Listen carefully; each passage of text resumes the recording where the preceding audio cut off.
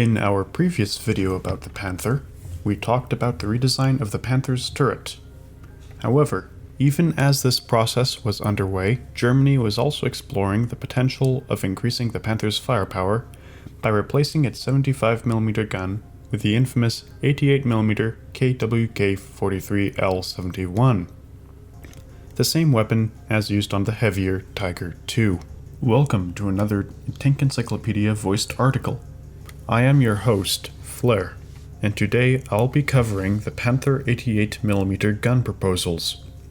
If you like what we do, remember to subscribe so you don't miss a single video. If you want to contribute more directly, consider donating on Patreon or PayPal.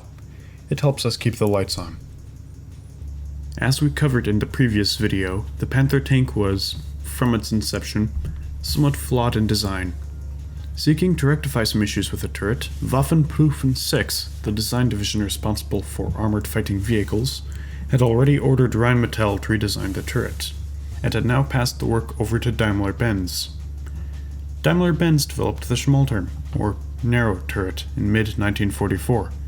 At some point during 1944, the company of Krupp also got their hands on the new turret design and modified it, adding a modified 88mm Kwk-43 in place of the 75mm Kwk-42. Drawings for this design date back as far as mid-October of 1944. Krupp was able to fit the new gun within the turret by adding an armored extension to the front, as well as moving the trunnions 350mm backwards. A new mantlet design was also included for the concept. By the 17th of November, drawings of the new turret design were completed, showing the turret mounted onto a regular Panther hull. The expected vertical movements of the gun were 15 degrees elevated and 8 degrees depressed. On the 4th of December, Krupp was awarded a development contract by Waffenprüfung 6.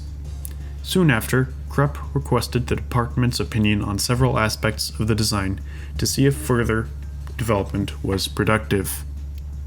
Krupp's questions were: is there sufficient space for the loader? Is the shape of the armored cover acceptable? And is relocating the center of balance 200mm forward plus a weight increase of 900 kilograms bearable? Krupp proposed several potential solutions to these questions, including mounting of a wooden gun inside the turret to test loading practicalities, and the construction of a mock turret with an off-center load. The department's response to these questions, if there was one, has not been recorded.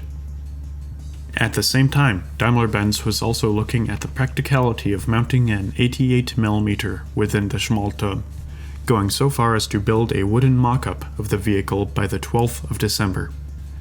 On the 23rd of January, 1945, during a meeting of the Entwicklungskommission Panzer, or Tank Development Commission, a representative of Waffenprüfung 6 reported that development of the Schmalturm turret with the 88mm would be completed by Daimler-Benz, and that a wooden mock-up, which may or may not have been the same one that was built in December, had been completed. The turret for the 88 was to have an increased turret ring diameter, 1750mm compared to the 1650 of the normal turret. With an increase in size came an increase in weight of an extra ton. Ammunition capacity was expected to be 56 rounds, compared to the 79 rounds with originally designed 75mm gun. On the 20th of February, 1945, representatives of Daimler-Benz and Krupp, as well as officials from Waffenprüfung 6, as well as their sister department for artillery, Waffenprüfung 4, met to compare both companies' designs.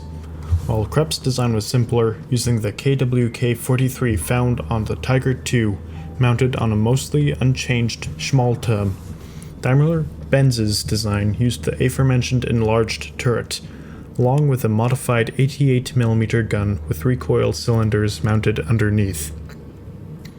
Despite the expediency of Krupp's design, a collaborative project was decided upon, with Krupp handling the gun and Daimler-Benz the turret design.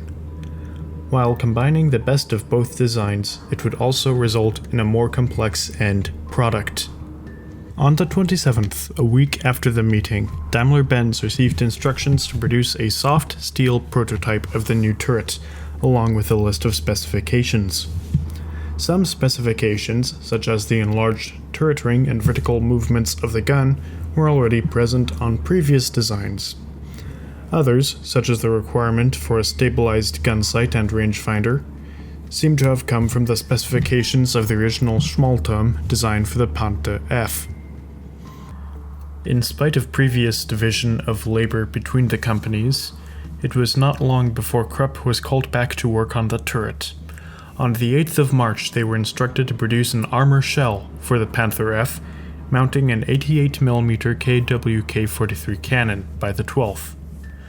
With just 4 days to produce, it seems as though the design Krupp submitted for this project was a modified version of their original concept.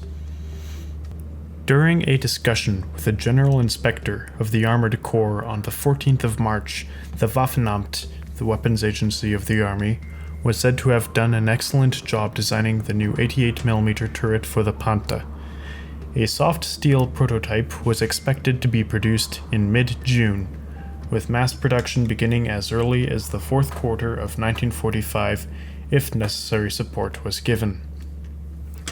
If the 88mm turret proved successful, 75mm Panthers, subject to major overhauls, would also be upgunned with a larger gun. In what looks to be some of the last correspondence regarding the 88mm turrets, on the 23rd of March, the Reich Minister for Armaments and Munitions, Albert Speer, requested the display of a Panther armed with an 88mm gun, along with various other designs, to be viewed by Hitler sometime in mid-April, potentially as a birthday present. As events transpired, the end of the war overtook these grandiose plans, and the 88mm Panther would remain little more than a drawing. Interrogations of Daimler-Benz representatives post-war indicated that the project was still early in development. A wooden mock-up of the vehicle apparently survived the war, and that existed at least until June of 1945, whereupon it seemingly disappeared, presumably being dismantled. In conclusion, the idea of mounting the infamous 88 on a medium tank was not a homogeneous project, but rather a series of evolving ideas that eventually came to naught. Had the vehicle made it to production, it would surely be an even more fearsome tank, with improved firepower and protection, as well as a smaller target presented to enemy gunners. Although these advantages would have been offset by worsened crew ergonomics, a cramped turret space would restrict the crew's ability to perform tasks. However, no amount of tactical advantages could overcome the desperate strategic situation Germany found itself in by 1945. Such projects were not assisted by the decision to choose the more complex design over simpler, expedient designs.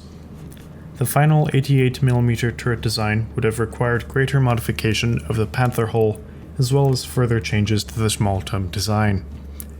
Changes which simply could not be made fast enough to offset the deteriorating circumstances. This concludes our look at the 88mm gun proposals for the Panther.